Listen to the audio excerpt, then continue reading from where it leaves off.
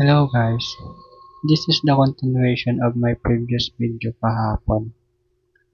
Bakit nga ba mas mataas yung COP or Coefficient of Performance ng mga aircon or high temperature operating cooling system versus sa mga freezer na mga low temperature operating cooling system? Bakit nga ba ganun?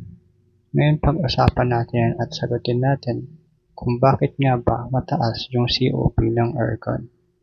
May kinalaman kasi yun sa tinatawag natin na compression ratio. Ganito kasi yun. Yung mga aircon kasi natin, meron yan maliit na temperature gap from outdoor temperature into indoor temperature. Usually, yung mga set point ng mga aircon is 16 degrees, while yung mga freezer is -20.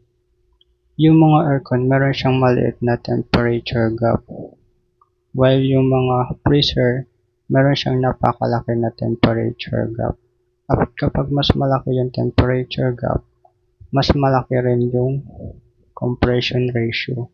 At kapag mas malaki yung compression ratio, mas bumababa yung COP. Usually yung compression ratio ng freezer is 10 out of 1. While yung compression ratio ng chiller is 3 out of 1. So, yun lang naman yung explanation kung bakit mas mataas yung COP or yung coefficient of performance ng mga aircon. Dahil yun sa mas mababang compression ratio ng compressor ng aircon. And I hope sana may natutunan kayo sa video na ito. And kung may mga tanong pa kayo, comment nyo na lang sa baba ng video na ito. Thank you and bye.